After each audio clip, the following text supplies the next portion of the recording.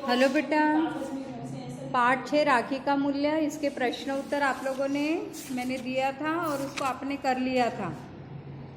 निम्नलिखित प्रश्नों के उत्तर लिखिए, ये भी आपका हो गया। निम्नलिखित पंक्तियों का भावार्थ लिखिए, ये भी आपका हो गया। अब हम प्रश्न क्रमांक 3 सही उत्तर चुनकर लिखिए। इस पाठ का मुख्य उद्देश्य क्या है? तो इस पाठ का मुख्य उद्देश्य है सांस्कृतिक एवं सांप्रदायिक सद्भावना का विकास करना।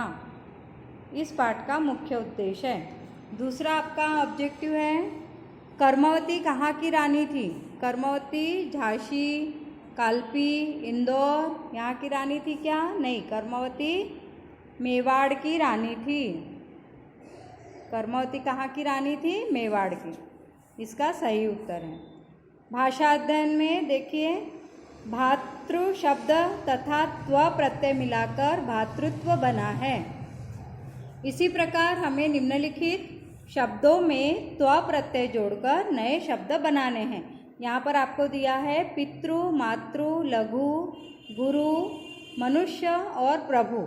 इसमें हमें त्व जोड़कर नया शब्द बनाना है। त्व प्रत्यय, प्रत्यय कहाँ लगते हैं? शब्द के पीछे।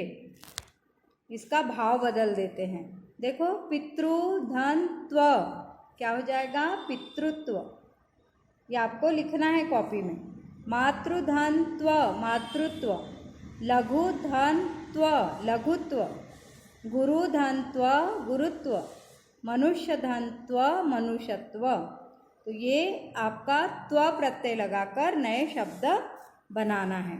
फिर अगला देखिए, समास किसे कहते हैं? दो या दो से अधिक शब्दों के मेल से बने पद को समास कहते हैं। बहुत सरल है। दो या दो से अधिक शब्दों के मेल से बने पद को समास कहते हैं।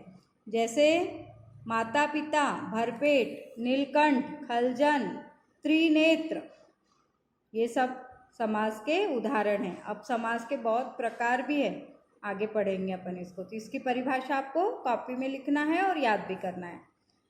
फिर इस पाठ में हम सिर्फ तत्पुरुष समास के बारे में ही इसकी परिभाषा और उसके उदाहरण को पढ़ेंगे। राजमहल शब्द में दो शब्द हैं, राजा और महल। हमने राजमहल को अलग अलग कर दिया, राजा और महल। क्या होगा? हम क्या बोलेंगे इसको? राजा का महल। और इसको सरल इसमें और कर देंगे तो राजमहल। इसमें तत्पुरुष समास है। इस सामयिक पद का विग्रह होगा तो हो जाएगा राजा का महल।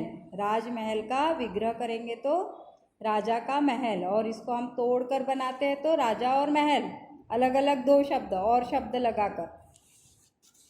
तत्पुरुष समास किसे कहते हैं? जिस समास में अंतिम पद प्रधान हो तथा दो शब्दों के बीच आने वाले परसर्ग का लोप हो जाता है, वहाँ तत्पुरुष समास होता है।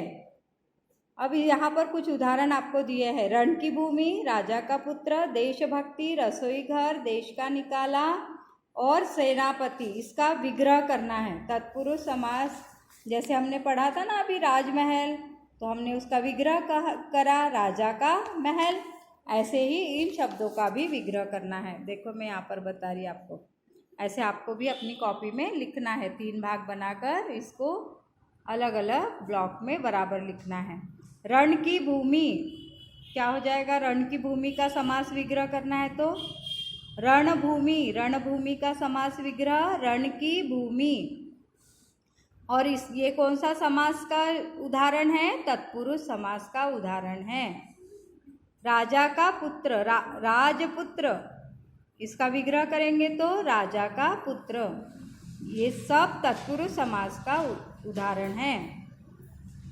देशभक्ति, देश की भक्ति। देश निकाला, देश से निकाला, तत्पुरुष समास। सेनापति, सेना का पति, ये तत्पुरुष समास है।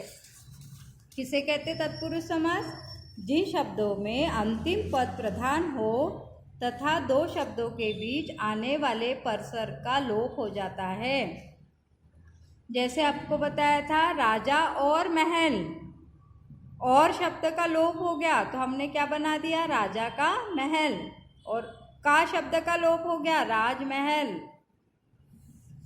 ऐसे तत्पुरुष समास होता है। तो इतना आपको कॉपी में लिखना है। ठीक है बच्चों।